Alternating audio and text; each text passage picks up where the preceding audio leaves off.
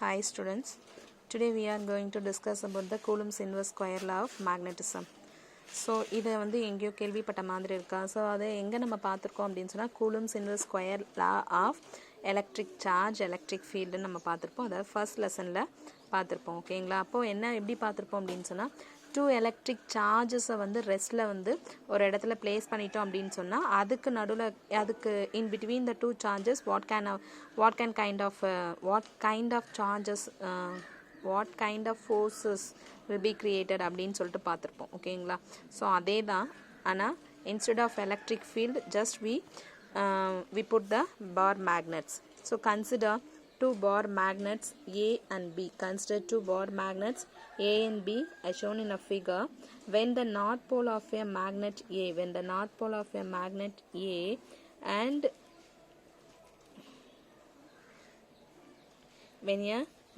of the magnet B or the south pole of the magnet A and the south pole of the magnet B are brought closer, they repel each other. ஓகேங்களா. So ஒன்றும் கிடையாது.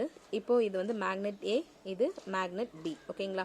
So இந்த magnet north pole ஏயோடைய north pole south pole இப்படி இருக்கும் பொழுது இப்போ என்ன பண்ணுறோம், மேக்னெட் பியோடைய நார்த் போலை இந்த இடத்துல நம்ம வச்சோம் அப்படின்னு சொன்னால் டெஃபினட்டாக the magnet A and B will attractive. ஓகேங்களா. ஸோ அதே வந்து சப்போஸ் ஆப்போசிட் போல்ஸ் வந்து நமக்கு அட்ராக்ட் பண்ணோம் அப்படிங்கிறது நமக்கு தெரியும். சப்போஸ் இங்கே என்ன பண்ணுறோம், மேக்னெட்டை ஏயோடைய சவுத் போல் இருக்கு இல்லையா, இந்த இடத்துல என்ன பண்ணுறோம், மேக்னெட் பியோடைய சவுத் போலை கொண்டு வந்து வச்சிடுறீங்க. என்னாகும், சவுத் போல் வந்து ரிப்பல் பண்ண ஆரம்பிச்சிடும். அதே மாதிரி தான் இங்கேயும். ஸோ இப்போ இதே ரிப்பல்சிவ் ஃபோர்ஸ்க்கு இங்கே ஒரு எக்ஸாம்பிள் இருக்கு பாருங்க. நார்த் போல் ரெண்டும் ரிப்பல் பண்ணும். அதே மாதிரி சவுத் போல் ரெண்டுமே என்ன பண்ணும், ரிப்பல் பண்ணும். So same poles are repulsive, opposite poles are attractive. அங்கே படிக்கும்பொழுது same charges are repulsive force, same charges are repulsive ஃபோர்ஸை க்ரியேட் பண்ணும். அதே மாதிரி ஆப்போசிட் சார்ஜஸ் வந்து அட்ராக்டிவ் ஃபோர்ஸை க்ரியேட் பண்ணணும்னு சொல்லி படிச்சிருப்போம். ஓகேங்களா. So on the other hand when the north pole of a magnet A and the south pole of the magnet B or south pole of a magnet A and the north pole of magnet B are brought closer, their poles attract each other. A மேக்னெட்டோடைய north போலையும் B மேக்னெட்டோடைய south pole அப்படியே இல்லையா, A மேக்னெட்டோடைய south pole B மேக்னெட்டோடைய north pole வச்சா கண்டிப்பாக attract பண்ணும். அதே மாதிரி இங்கே same pole, north pole of A magnet A, north pole of magnet B are south pole of A magnet A, south pole of magnet B are repel each other. This looks similar to the Coulomb's law for static charges studied in unit 1. ஓகேங்களா. So analogous to Coulomb's law in electrostatics we can state Coulomb's law for magnetism. Okay. So என்ன படித்தோமோ அதே தான் இங்கேயும் நம்ம படிக்க போகிறோம். But instead of electric field magnetic ஃபீல்டை பற்றி நம்ம படிக்க போகிறோம். Okay. The force of attraction or repulsion between two magnetic poles is directly proportional to the product of their pole strength and inversely proportional to the square of the distance between them. So அங்கே நம்ம படிக்கும்போது என்னன்னு சொல்லியிருப்போம், electric ஃபீல்டை பொறுத்த வரைக்கும் F is directly proportional to Q1 Q2 by R square படிச்சிருப்போம். அதாவது magnitude of any one of the charges. இங்கே வந்து the force of attraction or repulsion between two magnetic poles is directly proportional to the product of their pole strengths. So first magnetic உடைய pole strength QMA, second magnet உடைய pole strength QMB. Product of their magnetic strengths, pole strength, and inversely proportional to square of the distance between them. So QMA QMB divided by R square. So in vector ஃபார்மில் எழுதுனா R gap அப்படின்னு எழுதிருக்கோம். ஓகேங்களா. Right. இப்போது நம்ம QMAங்கிறது என்னன்னு சொன்னோம், pole strength of A magnet A. QMBங்கிறது pole strength of a second magnet QB. Okay. So ஆறுங்கிறது ரெண்டுத்துக்கும் நடுவில் இருக்கக்கூடிய போல் ஸ்ட்ரென்த்து. ஸோ இதில் வந்து இப்போ நம்ம ப்ரொபோஷனாலிட்டி சிம்பிளை கேன்சல் பண்ணோம் அப்படின்னு சொன்னால் டெஃபினட்டாக ஒரு கான்ஸ்டன்ட் ஆட் பண்ணுவோம். So F vectors equal to K into QMA QMB by R square into R cap. In மேக்னிடியூடாக நம்ம சொல்கிறோம் அப்படின்னா வெக்டாரை கேன்சல் பண்ணிடும். வெக்டாரை கேன்சல் பண்ணோன்னா F is equal to K into QMA QMB by R square right, where k is called as proportionality constant whose value depends on the surrounding medium. அதனுடைய value எப்படி இருக்கும் அப்படின்னா சரௌண்டிங் மீடியத்தை டிபெண்ட் பண்ணி தான் இருக்கும். So in SI unit the value of k for free space k is equal to mu naught by 4 pi mu naught by 4 pi that will be equal to 10 power minus 7 Henry per meter because mu naught ஓட value என்ன அப்படின்னா 4 pi into 10 power minus 7 இதுதான் mu naught ஓட value. mu naught is equal to 4 pi into 10 power minus 7 in Henry per meter. So இந்த வேல்யூவை இங்கே நம்ம substitute பண்ணுறோம் அப்படின்னா k is equal to mu naught ஓட value 4 pi into 10 power minus 7. k is equal to 4 pi into 10 power minus 7 divided by 4 pi 4 pi cancel ஆயிடும்.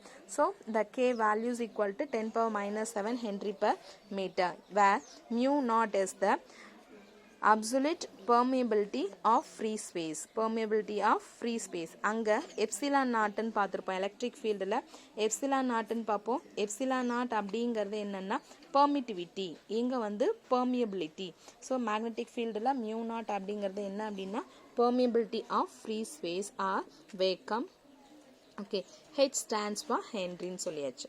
So இது ரிலேட்டடாக கூலும்ஸ் லா ரிலேட்டடாக ஒரு ப்ராப்ளம் ஒன்று பார்த்துருவோம். So the repulsive force between the two magnetic poles in air is 9 into 10 power minus 3 Newton.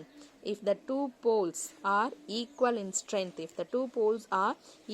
strength and are separated by a distance 10 centimeter, calculate the pole strength of each pole. இப்போ repulsive forceன்னு சொல்லியிருக்காங்க. So given வேல்யூவில் இது F ஓட value ரைட்டுங்களா. if the two poles are equal strength அப்போ F ஓட value கொடுத்தாச்சு. QMA equal to QMB is equal to QMன்னு எடுத்து ஏன்னா போல் ஸ்ட்ரென்த் ரெண்டுமே ஈக்குவல்னு சொல்லிட்டாங்க. தென் ஆரோட வேல்யூ கொடுத்துருக்காங்க. R is equal to 10 centimeter.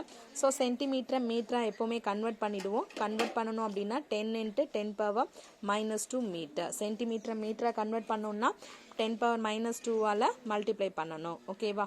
So given values இருக்குது. தென் நம்மளை கேட்டிருக்கிறது Q போல் ஸ்ட்ரென்த்தோட வேல்யூ கேட்டிருக்காங்க. ரைட், இப்போ நம்மளுடைய ஃபார்முலா எடுத்துப்போம். Formula F is equal to K into QMA QMB by R square. given வேல்யூஸ்லாம் பாருங்கள். F கொடுத்துருக்காங்க, QM தான் கண்டுபிடிக்கணும், R கொடுத்துருக்காங்க. K ஓட வேல்யூ நமக்கு தெரியும் 10 power minus 7 Henry per meter. So எல்லாத்தையும் சப்ஸ்டியூட் பண்ணுங்கள். 9 into 10 power minus 3 equal to 10 power minus 7 K ஓட வேல்யூ.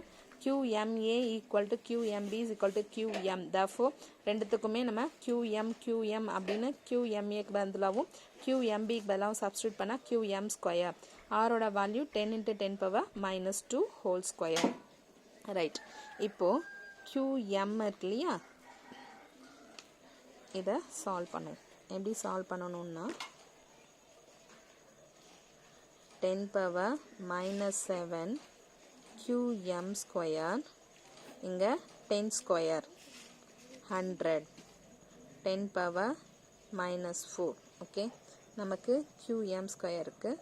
minus 4 இங்கே மேலே போச்சுன்னா ப்ளஸ் 4ஆக போகும். ஸோ இப்போ minus 7 plus 4 minus 3 இருக்கும்.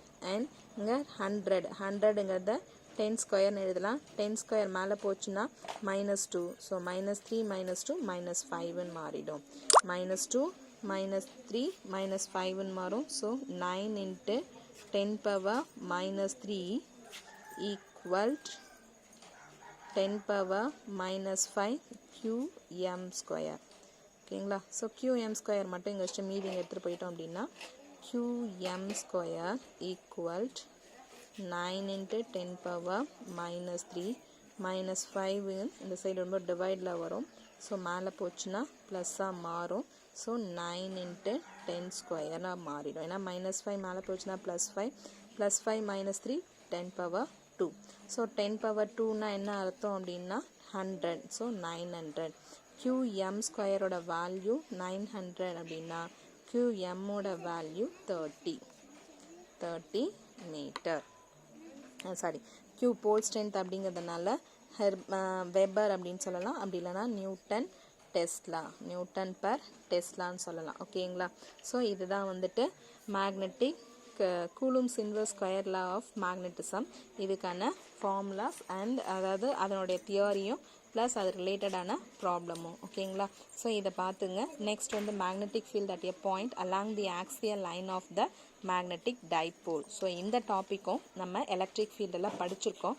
அதில் எலக்ட்ரிக் ஃபீல்டு யூஸ் பண்ணுவோம், இதில் மேக்னெட்டிக் ஃபீல்டு யூஸ் பண்ணுவோம். அங்கே எலக்ட்ரிக் ஃபீல்டுக்கு பதிலாக ஈல க்யூவோட வேல்யூ யூஸ் பண்ணுவோம், இங்கே QMன்னு யூஸ் பண்ணுவோம். அவ்வளோதான் டிஃப்ரென்ஸ் இருக்கும்.